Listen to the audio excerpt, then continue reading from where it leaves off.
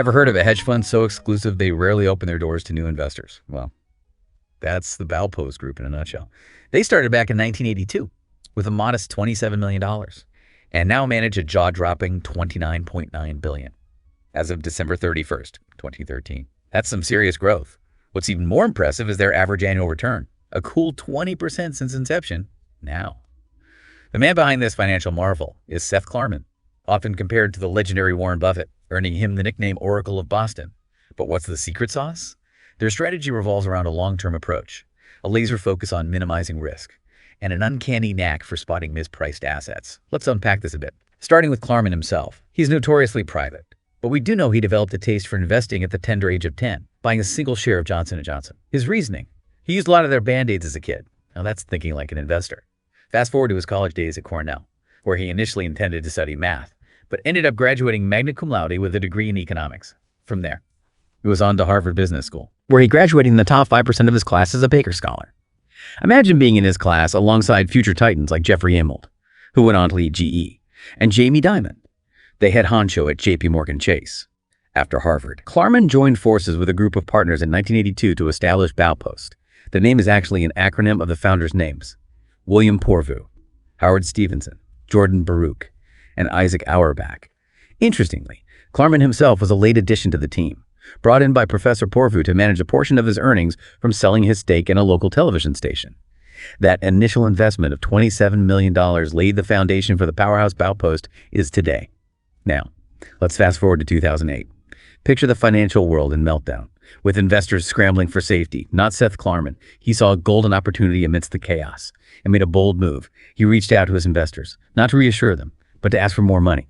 He successfully raised a whopping $4 billion, primarily from large foundations and university endowments, capitalizing on the widespread panic. While others were selling, Klarman was on a buying spree, snapping up distressed securities and bonds at rock-bottom prices, often investing $100 million in a single day. Even with his brilliant maneuvers, Baupost wasn't immune to the crisis, experiencing losses between 7% and 13%. But consider this: many hedge funds were down 50%, 50%, some even going belly up. Klarman's ability to limit losses during this turbulent period speaks volumes about his risk management skills. By 2009, the clouds began to part. JP Morgan Chase's acquisition of Washington Mutual proved to be a windfall for Baupost, leading to handsome returns on their Sallie Mae bonds. Their entire bond portfolio saw a healthy 25% increase. But Klarman's vision extended beyond bonds. He spotted an opportunity in a small biotech company called Facet Biotech, the spinoff from its parent company. Klarman had a saying: spinoffs are cheap and ignored. He started accumulating shares at an average price of $9, well aware that the company had a cash reserve of $17 per share. Talk about a safety net. Things took a dramatic turn when Biogen attempted a hostile takeover of Facet, pushing the price up to $14. Then, out of the blue, Abbott entered the scene with a staggering offer of $27 per share. Needless to say, Klarman was quite pleased with that outcome. By the close of 2009, Baupost was up an impressive 27%. Not a bad recovery from a financial earthquake. Right now, how does Klarman consistently pull off these winning investments? He's a devoted value investor, meaning he's always on the hunt for companies or assets trading below their true worth. Patience, discipline, and an unwavering focus on that margin of safety, a buffer against potential losses, are his hallmarks. Klarman firmly believes that value investing is an innate ability, perhaps even genetic. He doesn't chase after flashy stocks or try to time the market. He's perfectly content to sit on a mountain of cash, sometimes as much as 50% of his portfolio, until the right opportunity presents itself. He once said, "Value investing is intellectually elegant. You're basically buying bargains." What sets Klarman apart is his willingness to buck the trend. Take the financial crisis, for instance. While others were frantically selling, he was buying. And in a world obsessed with short-term gains, he's famously said, most investors are focused on the next 6 months, but the next 6 months are the least predictable. Another fascinating tidbit: Klarman doesn't even use a Bloomberg terminal. In a world dominated by screens and constant market updates, he prefers to do things his own way, prioritizing the long game. He's not afraid to delve into investments that others might consider unusual, like distressed debt, real estate, and even intricate derivatives. This is the same guy who, along with his business partner, began investing in racehorses back in 2006. One of their horses, cloud computing, even went on to win the Preakness Stakes in 2017. It seems he has a knack for picking winners, both on and off the track. Now, we've covered a lot of ground: Klarman's background, his approach to investing, and some of Baupost's most intriguing investments. But let's pause here and ask ourselves, what can we take away from all of this? What valuable lessons can we glean from this hedge fund legend? I think one of the biggest takeaways is the power of thinking differently. Klarman's success is a testament to challenging conventional wisdom, having the courage to go against the grain, and forging your own path. Another crucial lesson is the importance of patience and discipline. Klarman isn't chasing quick profits. He's playing the long game. He waits for the right opportunities and remains steadfast in his principles even when the market throws curveballs. And lastly, Klarman's story reminds us that it's okay to embrace our uniqueness, our unconventional side. He doesn't rely on a Bloomberg terminal. He invests in unconventional assets. And he speaks his mind, even when it ruffles feathers. So, embrace your inner contrarian. Think long-term, be patient, and don't be afraid to be different. Who knows? Maybe you will be the next Seth Klarman. Stay tuned. I'll be back shortly to continue our exploration of the Baupost Group and Seth Klarman's investing philosophy. In the meantime, hit that subscribe button so you don't miss out on our next episode. You might be thinking, Klarman's a brilliant investor managing billions, but what can I, an average investor, learn from him? Well, his success underscores a principle applicable to all of us, regardless of portfolio size: the power of long-term thinking. It's easy to get swept up in the daily market frenzy, checking stock prices constantly, chasing the latest trends.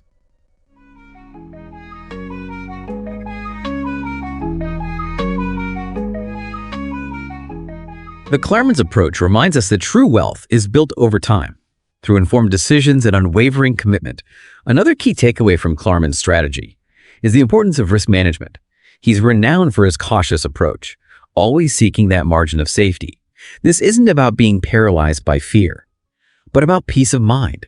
When you've built in a cushion to absorb potential losses, you can weather market storms with greater confidence.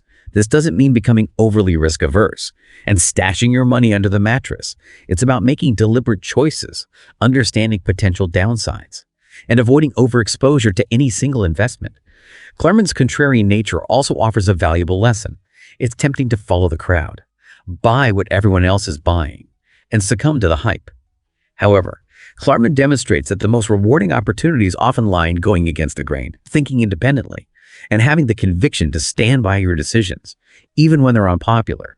This doesn't mean blindly opposing every prevailing opinion. It's about conducting your own research, forming your own conclusions, and having the confidence to stick to your convictions, even when they're not the popular choice. Because in the long run, success isn't about always being right. It's about being independent. Now, let's dive into the specifics of Baupost's investment strategy. They began with $27 million in 1982 and grew it to almost $30 billion by 2013, achieving an average annual return of 20%. How did they accomplish this? Their strategy is deeply rooted in the principles of value investing. But they're not afraid to get creative. They've invested in a wide range of assets, from stocks and bonds to real estate and distressed debt. They've even been known to utilize complex derivatives to hedge their bets. One constant thread running through all their investments is risk aversion. Klarman is meticulous about protecting capital, and this is evident in everything Baupost does. They always seek that margin of safety, that buffer that protects them from losses, even if their analysis isn't perfect. They're also not afraid to hold significant amounts of cash. In fact, they've been known to hold as much as 50% of their portfolio in cash, patiently waiting for the right opportunities to emerge. This might seem counterintuitive to some, but it's a critical element of their success. It allows them to seize opportunities when others panic, to buy when everyone else is selling. Another intriguing aspect of Baupost's strategy is their willingness to invest in assets that others might consider unconventional. For example, they've invested in distressed debt, bonds issued by companies facing financial difficulties. While this might sound risky, Klarman views it as a way to uncover undervalued assets, betting that these companies will eventually recover and their bonds will appreciate in value. They've also invested in real estate, but not the typical high-end properties you might imagine. Baupost has invested in assets like farmland, and even a proposed Mega Quarry in Canada. Once again, it's about identifying undervalued assets that others overlook. Then there's the story of Walnut Place, a prime example of Baupost's use of creative legal strategies to maximize returns. Back in 2011, a group of investors sued Bank of America, alleging they were misled about the quality of mortgage-backed securities they purchased. These investors were represented by an entity called Walnut Place. As it turned out, Walnut Place was a front for Baupost. They realized they could acquire these distressed mortgage bonds at a steep discount, and then use this lawsuit to pressure Bank of America into a larger settlement. And it worked. Baupost profited handsomely from the deal, proving their willingness to think outside the box. Now, let's shift our attention to a more controversial investment: Baupost's involvement in the proposed Mega Quarry in Melanchthon, Ontario. This case perfectly illustrates Klarman's unique way of thinking. In 2006, Baupost began acquiring farmland in Melanchthon, about 70 miles north of Toronto. They established a company called Highland Companies, and by 2011 had amassed over 7,000 acres of land. Their intention wasn't farming. They planned to build a massive quarry on the site. This quarry was projected to be enormous, spanning 316 acres, almost 4 square miles. The quarry was intended for extracting dolomite, a type of limestone used in construction. Highland Companies argued that the quarry would generate jobs and stimulate the local economy. However, the proposal was met with strong opposition from local residents, environmental groups, and even some politicians. Concerns centered on the potential environmental impact, particularly on groundwater, as well as the anticipated increase in truck traffic and noise pollution. Critics argued that the quarry would destroy valuable farmland and threaten the region's food security. The debate over the Mega Quarry continued for years, marked by protests, lawsuits, and even acts of civil disobedience. Highland Companies attempted to appease the community through public meetings and concessions, but the opposition held firm. Finally, in 2012, Highland Companies withdrew its application for the quarry, citing their decision to listen to the community and move on. Despite their disappointment, you might wonder, what was Klarman thinking? Why invest in such a controversial project? Several possible explanations come to mind. Firstly, remember that Klarman is a contrarian investor. He seeks opportunities that others overlook and isn't afraid to go against the grain. He may have viewed the Mega Quarry as a classic value play, an unloved asset with significant profit potential. Secondly, Klarman is a long-term thinker, willing to wait years, even decades, for his investments to mature. In the case of the Mega Quarry, he might have anticipated that the demand for dolomite would eventually outweigh the opposition, leading to project approval. And finally, it's worth noting that Klarman's motivations extend beyond profit. He's a philanthropist deeply concerned about issues like climate change and sustainability. It's possible he saw the Mega Quarry as an investment in a project that would create jobs and bolster the local economy, even if it came with certain environmental trade-offs. Now, I know this is a lot to digest, but understanding the nuances of Baupost's investment strategy is crucial. They're not simply focused on making money. They're about making intelligent, calculated bets that have the potential to generate both financial returns and positive change.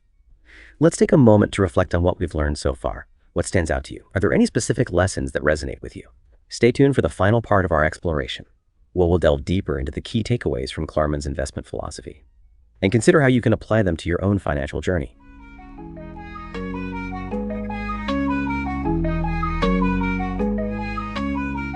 We explored Seth Klarman's journey, his distinct investment philosophy, and delved into some of Baupost's most noteworthy investments. But what's the takeaway for you? What can you, as an individual investor, glean from this hedge fund titan?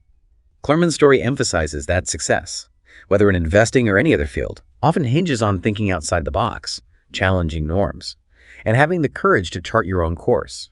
He reminds us that it's not about blindly following the herd, but about carving your own path. Another critical takeaway is the significance of patience and discipline. Klarman is not chasing quick wins. He's in it for the long haul, patiently waiting for the right opportunities and adhering to his principles, even amidst market turmoil. His approach reminds us that building wealth is a marathon, not a sprint. Furthermore, Klarman's story highlights the importance of embracing our individuality. He shuns the conventional Bloomberg terminal, invests in unconventional assets, and voices his opinions even when they challenge the status quo. His example encourages us to embrace our own unique perspectives and not shy away from being different. So, embrace your inner contrarian, think long-term, be patient, and most importantly, dare to be different. Who knows? You might just be the next Seth Klarman in the making. That concludes our exploration of Seth Klarman and the Baupost Group. I hope you found this journey insightful and inspiring. Don't forget to hit that subscribe button to catch our next episode. We'll be back soon with more fascinating deep dives into the world of finance and beyond. Until then, happy investing.